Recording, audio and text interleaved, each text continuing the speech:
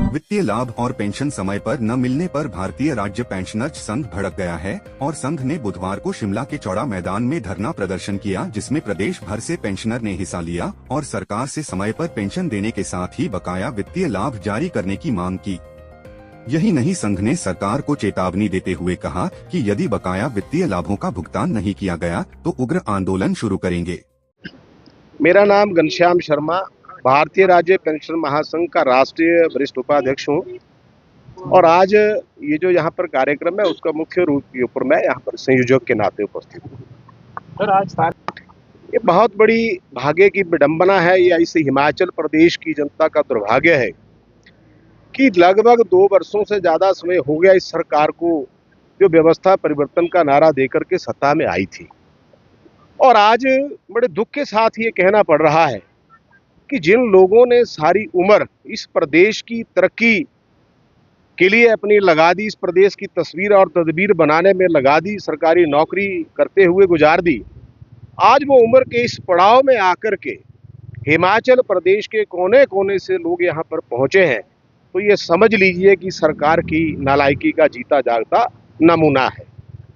2 साल से जब से ये सरकार बनी है, हिमाचल प्रदेश का पूर्व कर्मचारी और वरिष्ठ नागरिक इतनी बुरी तरह से ग्रस्त हुआ है कि जिसका अंदाज़ा आप ये लगा सकते हैं कि हिमाचल प्रदेश के इन बुजुर्ग लोगों के पूर्व कर्मचारियों के हजारों करोड़ रुपए के चिकित्सा भत्ते के बिल, मैं कहता हूं कि ये सरकार इतनी संवेदनहीन है, हीनता की पराकाष्ठा को भी लांघ चुकी है कि जीवन में बाकी चीज़ों की चर्चा तो मैं बाद में करता हूँ। सबसे पहला विषय तो यह है कि जिन लोगों को इस उम्र में बीमारी के लिए दवाई की ज़रूरत है, इलाज की ज़रूरत है, लेकिन इस सरकार ने पिछले 2 वर्षों से एक भी रुपया हिमाचल प्रदेश के पूर्व कर्मचारियों को चिकित्सा भत्ते के रूप में नहीं दिया। और इसी कड़ी के चलते हमारे सैकड़ों पूर्व कर्मचारी जो हैं वो स्वर्ग सिधार गए, दवाई के अभाव से, पैसे के अभाव से स्वर्ग सिधार गए। मैं सरकार से पूछना चाहता हूं, आप लोगों के माध्यम से सीधा सीधा आरोप लगाना चाहता हूं कि प्रदेश की सरकार, प्रदेश के मुख्यमंत्री ये बताएं कि क्या प्रदेश की सरकार में कोई मंत्री, कोई विधायक या स्वयं मुख्यमंत्री कोई बीमार नहीं हुआ 2 साल के अंदर? अगर हुआ है तो क्या उनके भी चिकित्सा भत्ते के बिल रोके हुए हैं? इस बात को लेकर के वो श्वेत पत्र जारी करें और प्रदेश की जनता, प्रदेश का पूर्व कर्मचारी आज जानना चाहता है कि जिन लोगों ने इस सरकार को चुन करके सत्ता में भेजा, आज वही सरकार उनकी जो उम्र है उसको तिनके तिनके करके खत्म कर रही है। हजारों करोड़ रुपए का हमारा एरियर पे कमीशन का वो सरकार के पास पेंडिंग पड़ा है।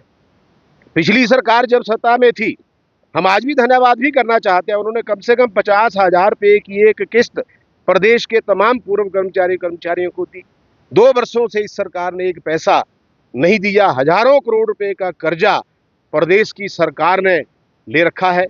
हम तो ये जानना चाहते हैं आपके माध्यम से कि प्रदेश की जनता भी जानना चाहती है कि हिमाचल प्रदेश का ये हजारों करोड़ रुपए का जो कर्जा लिया वो गया तो गया कहाँ? आज सरकार कहती है कि वित्तीय परिस्थितियां हमारी खराब हैं। वित्तीय परिस्थिति खराब क्यों नहीं होंगी? एक मंत्री, एक गाड़ी उसकी, एक गाड़ी उसके स्टाफ की, एक गाड़ी उसकी बीवी की, एक गाड़ी उसके बच्चे की। ये क्यों? जब प्रदेश की वित्तीय स्थिति ठीक नहीं है तो कम से कम सरकार अपनी चीजों के ऊपर भी अंकुश लगाए। आज अधिकारियों की फौज लगातार सरकार के पैसे का मिसयूज कर रही है। आप तो शिमला में रहते हैं, आप प्रबुद्ध पत्रकार हैं, आपने हमेशा हमारा सहयोग किया है, आप सच्चाई जानते हैं कि जितने भी टॉप पे बैठे अधिकारी हैं, एक एक गाड़ी उनके बच्चों को और बीवियों को घुमा करके शहर में लेके जाती है। क्यों? अगर व्यवस्था ठीक नहीं है तो खर्चे रोकने के लिए बहुत सारे उपाय करने की जरूरत है। लेकिन हैरानी की बात है और अफसोस इस बात का है कि इस प्रदेश के मुखिया सत्ता के नशे में इतने चूर हैं कि वो किसी से ना तो राय शुमारी करना चाहते हैं, ना किसी से मशवरा करना चाहते हैं।